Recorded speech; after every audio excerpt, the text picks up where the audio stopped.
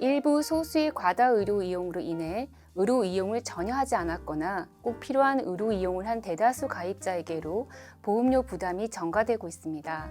이번의 경우 전체 가입자의 95%가 무청구자이거나 연평균 50만 원 이하의 소액보험금 수령자로 연평균 100만 원 이상의 수령자는 전체 가입자의 2 내지 3% 수준에 불과합니다. 특히 도수치료와 같은 비급여 진료는 급여에 비해 상대적으로 의료관리 체계가 미흡하기 때문에 일부 소수 가입자의 과도한 비급여 이용이 전체 가입자의 보험료 부담으로 이어지는 형평성 문제가 심각합니다. 이에 따라 전체 실손 가입자의 비급여 의료 이용량을 매년마다 평가해서 가입자별로 할인 할증 단계를 결정하고 이를 차년도의 비급여 보험료 갱신에 반영하는 방안을 추진 중에 있습니다.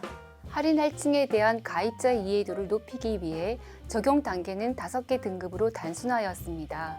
할증 적용 대상은 전체 가입자의 1.8%로 극소수인 반면 대다수의 가입자가 보험료 할인 혜택을 받는 대상으로 예상됩니다.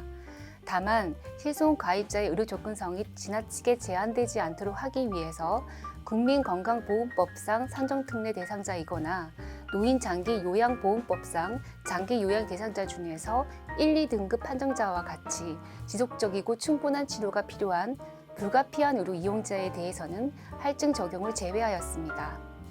현재 보장 구조가 몇몇 보장하지 않는 항목을 제외하고 모두 보장해주는 포괄 방식을 적용하고 있기 때문에 환경 변화에 따라 도덕적 해이 가능성이 커진 항목이 보장 범위에 포함될 가능성이 높습니다. 지난 2017년에 도입된 착한 실손 보험에서 오남용 진료 우려가 큰 3개 비급여 항목을 특약으로 분리 운영해 오고 있습니다만 이외 대부분의 비급여 항목이 급여와 함께 기본형으로 포괄 운영되고 있기 때문에 일부 오남용 진료에 따른 보험료 인상의 공동부담 고리는 여전히 존재한다는 평가입니다. 현재 이러한 포괄 보장 구조를 실질적인 의료비 기준인 급여와 비급여로 구분하여 운영하고 비급여 보장 영역 관리를 위한 체계를 마련할 필요가 있습니다. 비급여에 대한 할인 할증 방식의 보험료 차등제 도입을 감안해 볼 때도 보장 구조를 급여와 비급여로 분리 운영할 필요가 있습니다.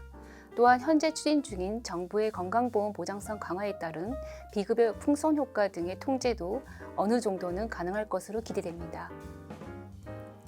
실손 가입자의 과다 의료 이용 방지와 보험료 인상 요인을 억제하기 위해서 자기부담률의 확대와 조정이 필요해 보입니다.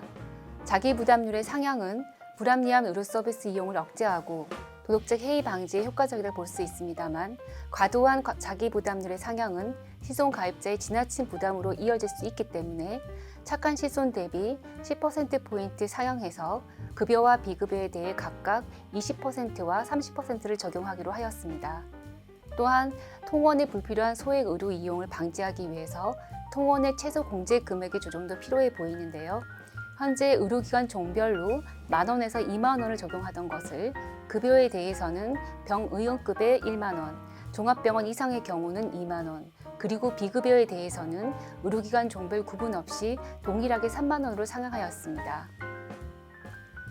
빠르게 변화하는 의료기술이나 의료이용 행태 변화에 시의성 있게 대응하고 정부의 건강보험 정책 변화에 따라 보완형의 역할을 합리적으로 정비하기 위해서는 현행 15년의 재가입 주기를 단축할 필요가 있습니다.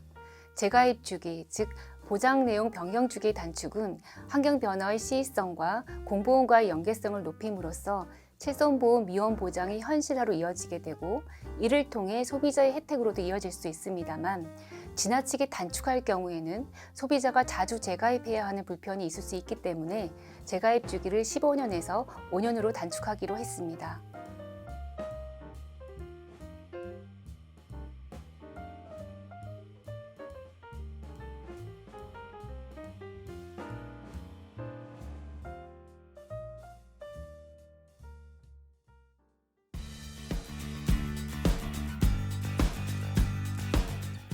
이번 상품 구조 개편은 첫 번째 비급여에 대한 할인 할증 방식의 보험료 차등제 도입, 두 번째 급여를 주계약으로 비급여를 특약으로 분리 운영, 세 번째 자기부담금 상향, 그리고 마지막으로 재가입 주기를 5년 후 단축하는 등으로 요약할 수 있습니다.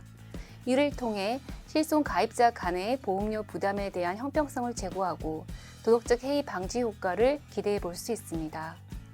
상품 구조 개편에 따라 올해 7월에 출시 예정인 제4세대 실손의료보험은 현재 판매 중인 상품과 보장 범위와 한도는 유사하면서도 보험료 수준은 기존 상품보다 10% 내지 최대 70%까지 저렴할 것으로 예상됩니다.